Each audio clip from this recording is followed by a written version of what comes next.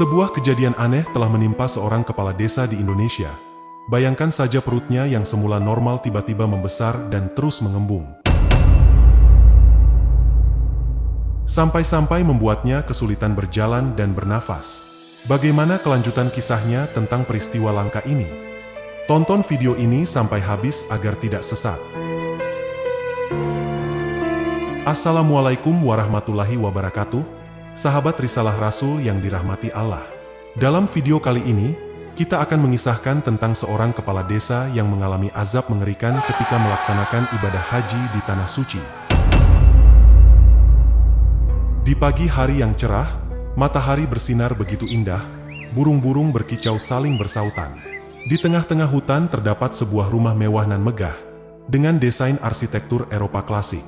Keberadaan rumah tersebut begitu mencolok di tengah-tengah desa. Pasalnya, di desa itu hanya satu-satunya rumah yang paling besar. Pemilik rumah tersebut tidak lain dan tidak bukan, ia merupakan sosok kepala desa setempat, Pak Syauki. Di sela-sela kesibukannya sebagai kepala desa, Pak Syauki dan istrinya sedang mempersiapkan perjalanannya yang paling dinanti-nantikan, yaitu pelaksanaan ibadah haji. Rumahnya yang megah itu telah dipenuhi oleh ratusan warga yang ingin menyaksikan secara langsung akan keberangkatan kepala desa mereka dalam rangka menunaikan rukun Islam yang kelima. Di mata warga setempat, Pak Syauki sebagai seorang kepala desa yang bijak dan juga dermawan. Namun, semua itu hanya Pak Syauki yang tahu, betapa banyak dosa-dosa yang ia sembunyikan di balik senyum dan perilakunya yang agamis. Barang dan segala keperluan sudah dikemas dalam 2 buah koper hitam. Salah 2 warga desa dengan sigap langsung membawa koper tersebut menuju mobil. Di teras rumah sudah dipadati beberapa keluarga inti yang sudah siap mengantar keberangkatan Pak Syauki. Pak Saufi yang mau berangkat, tidak lupa untuk kembali berpamitan dengan istrinya, Halimah, dan juga anak-anaknya yang ia cintai. Jaga diri mama baik-baik, dan juga anak-anak, aku akan kembali dengan penuh berkah dari Tanah Suci, ungkapnya dengan suara bergetar karena menahan tangisan. Halimah menatap suaminya dengan mata yang berkaca-kaca, berdoa dalam hati agar perjalanan suaminya dilindungi oleh Allah dan bisa kembali lagi dengan selamat, tanpa kekurangan suatu apapun. Singkat cerita, akhirnya Pak Syauki pun tiba di Mekah. Ia merasa haru hingga tanpa sadar. Pipinya basah karena air mata bahagia. Ia tidak sabar menjalani ibadah di tempat yang sangat sakral ini. Setelah beberapa hari di Mekah, ia mulai merasakan sesuatu yang aneh. Perutnya, yang semula normal, mulai membesar tanpa alasan jelas. Pada awalnya, ia mengira ini adalah akibat dari pola makan yang berbeda dan cuaca yang panas. Tetapi, seiring berjalannya waktu, perutnya semakin membengkak dan mengembung seperti orang hamil. Kondisi tersebut membuatnya susah bernafas dan berjalan. Rasa khawatir mulai menyusup ke dalam hatinya, tetapi ia berusaha tetap tenang dan menjalani ritual haji dengan sebaik mungkin. Perut yang mulai membesar kini semakin terasa ketika ia melakukan tawaf.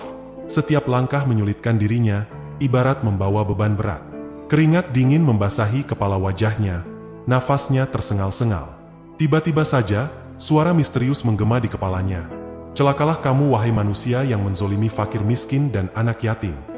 Suara itu terus berulang, semakin lama semakin keras, hingga Pak Syauki tak mampu menahan sakit kepala yang luar biasa. Seketika orang-orang yang berada di sekitarnya segera berhenti, mencoba membantu Pak Syauki yang tergeletak tak sadarkan diri di pelataran Ka'bah. Dalam kondisi seperti itu, Pak Syauki sempat mengalami sebuah mimpi, namun begitu terasa sangat nyata. Dalam mimpinya itu, seakan-akan ia berada di sebuah padang pasir yang luas, diterangi oleh cahaya bulan yang redup. Dari kejauhan, terlihat ratusan orang miskin dan anak yatim berjalan mendekatinya dengan wajah penuh kemarahan dan kesedihan. Mereka berteriak, memanggil namanya, menuntut keadilan atas perlakuan yang mereka terima. Pak Syauki berusaha lari, tetapi perutnya yang sangat besar membuat langkahnya melambat. Setiap ayunan kaki terasa seperti ditarik ke bawah oleh beban yang tak terlihat. Nafasnya tersengal-sengal, dan ia merasakan penderitaan yang luar biasa sakitnya. Ini adalah azab dari Allah, pikirnya dalam ketakutan yang mendalam. Ia teringat akan dosa-dosa yang selama ini ia lakukan. Korupsi, pemotongan dana desa untuk kepentingan pribadi, dan penyelewengan hak-hak fakir miskin serta yatim piatu yang tidak tepat sasaran. Orang-orang dalam mimpinya semakin dekat, tangan-tangan mereka hampir meraih tubuhnya yang lemah.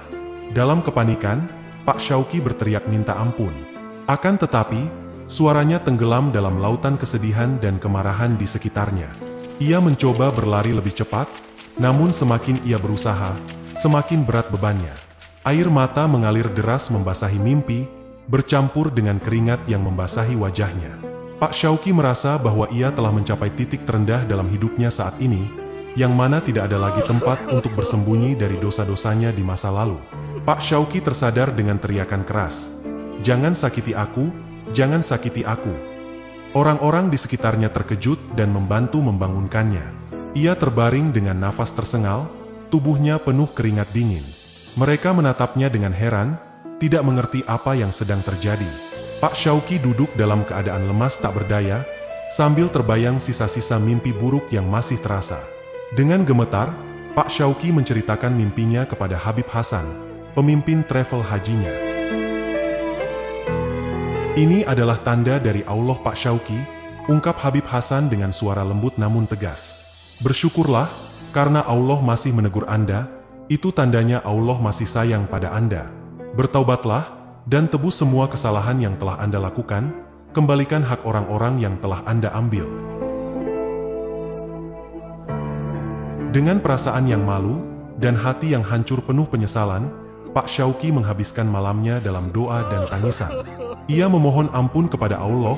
Setiap sepertiga malam, ia selalu mendatangi Masjidil Haram.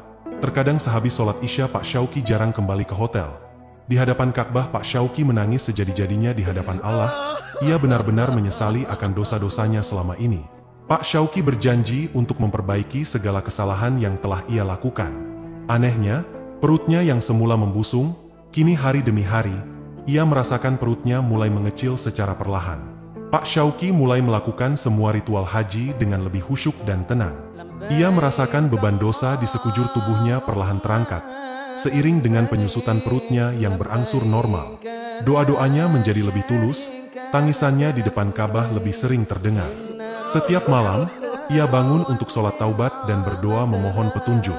Dalam momen seperti itu, ia merasakan lebih dekat dengan Allah. Setelah serangkaian pelaksanaan ibadah haji selesai, kini saatnya bagi Pak Syauqi untuk kembali ke tanah air. Setibanya di kampung, Pak Syauqi segera mengumpulkan seluruh warga desa. Dengan air mata mengalir, ia meminta maaf kepada mereka semua, mengakui segala kesalahan dan dosa yang telah ia lakukan selama menjabat sebagai kepala desa. Atas pengakuan itu, warga pun terkejut. Mereka sama sekali tidak menyangka Pak Syauqi telah tega menzolimi hak-hak fakir miskin dan anak yatim. Di satu sisi, warga desa mulai emosi mendengar pengakuan dari Pak Syauqi. Namun melihat penyesalan yang tulus di wajah Pak Syauqi, mereka pun mulai memaafkannya. Tentunya permintaan maaf saja tidak cukup, Pak Syauqi harus membuktikan penyesalannya dengan tindakan nyata. Ia kemudian menjual semua asetnya yang berasal dari dana desa. Di antaranya, mobil mewah, rumah yang direnovasi dengan megah, semuanya dilepas untuk mengembalikan uang kepada fakir miskin dan yatim piatu. Tidak cukup hanya itu, ia juga menjual harta pribadinya untuk menutupi kekurangan yang ada.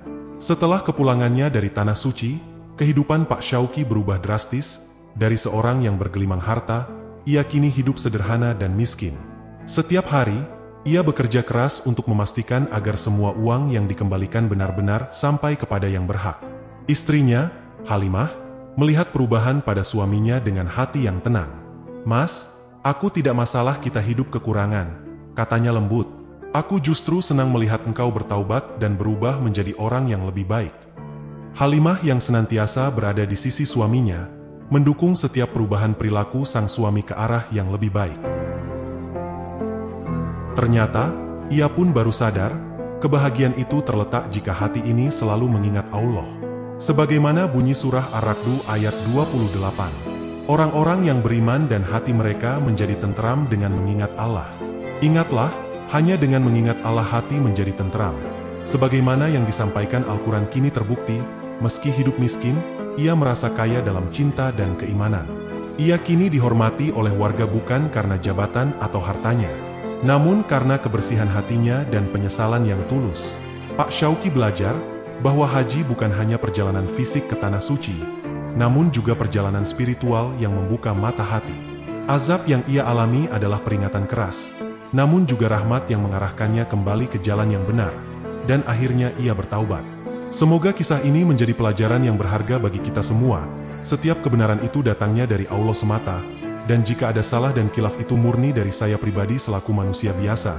Sampai ketemu lagi dengan kisah-kisah lebih menarik dan penuh makna. Akhirul kalam, kami ucapkan, wassalamualaikum warahmatullahi wabarakatuh.